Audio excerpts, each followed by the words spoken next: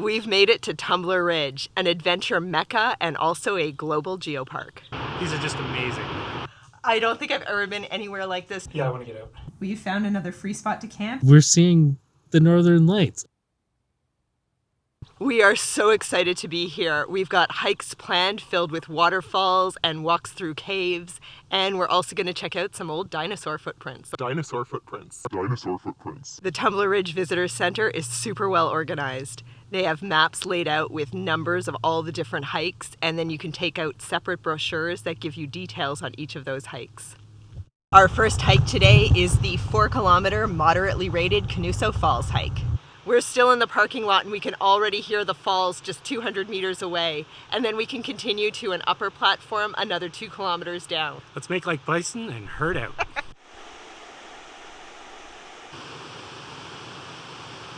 Check it out, look at the way the rock swirls, it's really cool.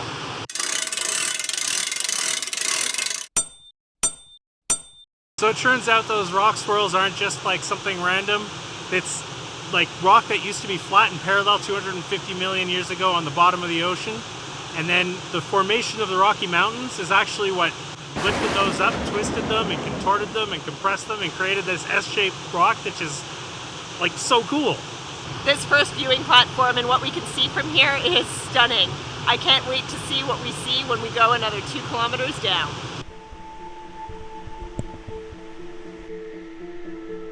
We weren't kidding about this trail not being maintained. I should have brought my saw. This descent is not for the faint of heart. It is steep.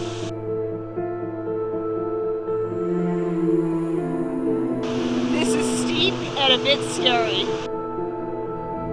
My heart is pounding.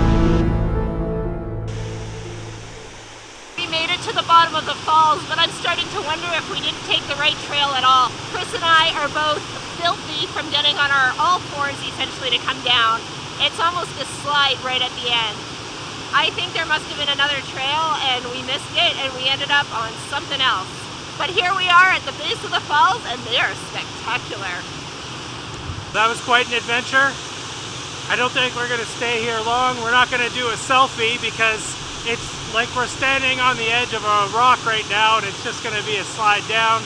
So I think we're just gonna head back up. That was definitely not a moderately rated trail.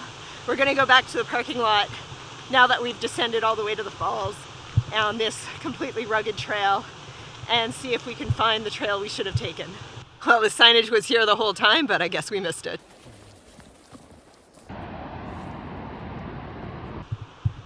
So I think part of the problem there was that they actually had a sign that said the trail is not maintained beyond this point. If they hadn't put a sign there that said like this trail, you might not have thought it was a trail. These are spectacular views and I am feeling a lot less nervous now that we're back on a maintained trail. After checking out the falls close up and taking a wrong turn down a very sketchy trail, we have finally made it to the Canoso Falls Viewpoint.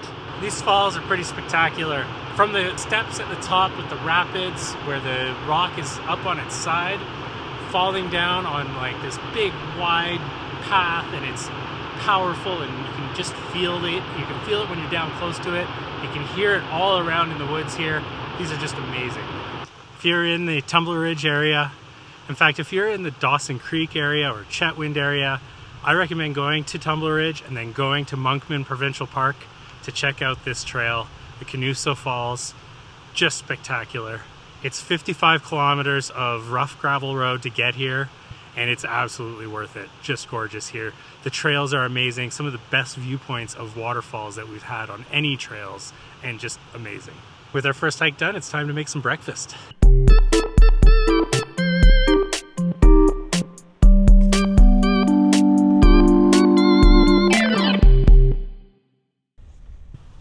I'm really looking forward to this next hike because it ends in 2 caves and we brought some flashlights so that we can go into the caves and actually check them out. Apparently grizzly bears and black bears do frequent the area though, so we've got our bear spray with us. We've made it to the Corral Cave. Let's check it out.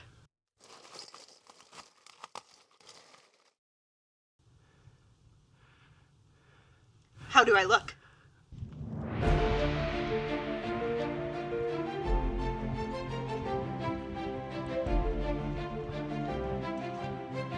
Hey, bear. Oh my god, this is so cool. I don't think I've ever been anywhere like this just completely on my own on a hike. And it's kind of cold in here. I'm really glad I have my flashlight. And there's water dripping everywhere. Oh, it's pretty neat. Oh, water.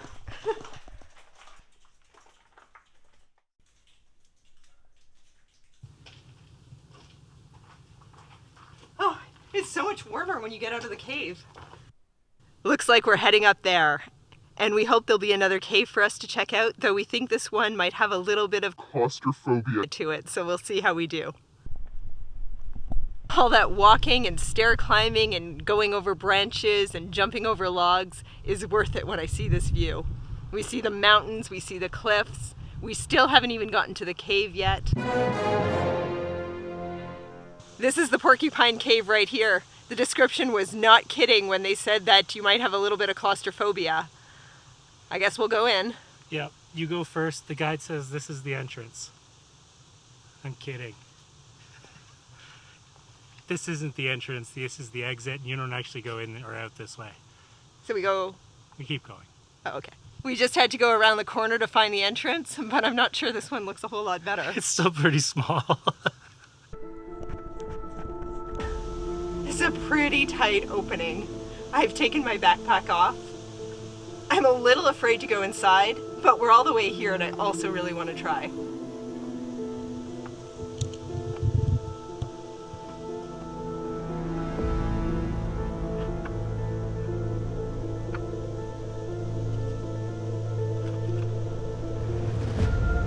I've made it inside the cave. Now Chris is taking off his backpack and he's gonna try too. It's tight. I'm not gonna lie, but it's a little freaky in here. You're getting out? Yeah, I want to get out. That was intense. Actually, it was in caves. We're just hiking back down towards the car and we're both talking about how we're still recovering from being in that cave. I was in that cave, I got in, it was super tight getting in there. And when I got inside, there was like this opening going up and I could stand up and I stood up in it.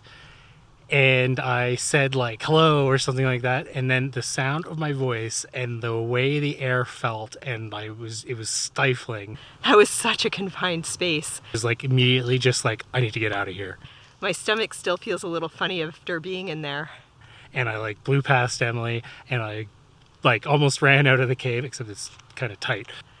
I do not think spelunking is in my future. Me neither. Yeah, I'm still recovering. After 2 intense hikes, we found this amazing and free spot to camp by the river. And we've put up our tents so we can take a shower.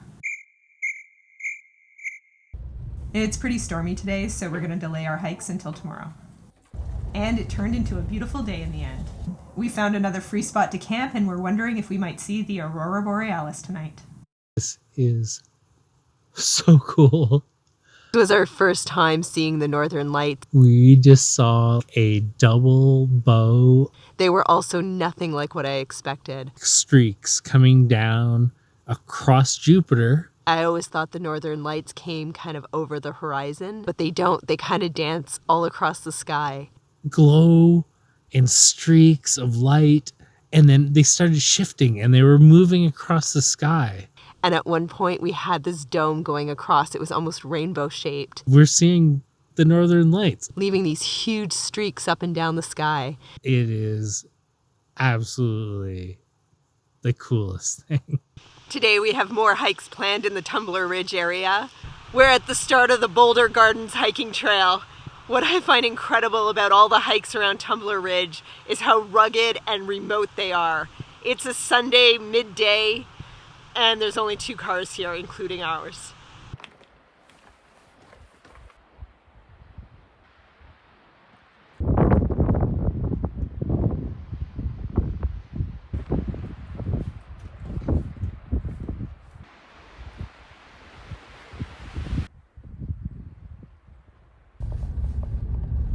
For our last hike in Tumbler Ridge, and the reason this area was named a global geopark, we are taking the Dinosaur Trail and we are going to go check out the dinosaur footprints.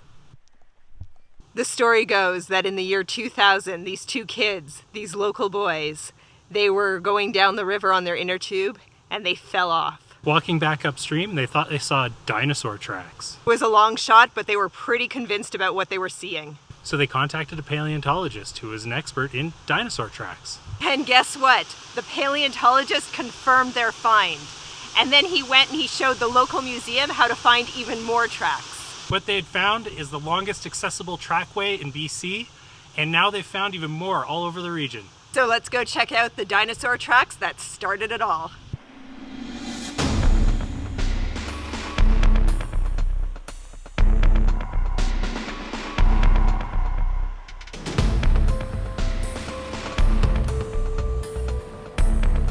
And that's our time hiking, checking out the northern lights, and finding free spots to camp in our SUV tiny camper in the very rugged outdoor mecca of Tumbler Ridge.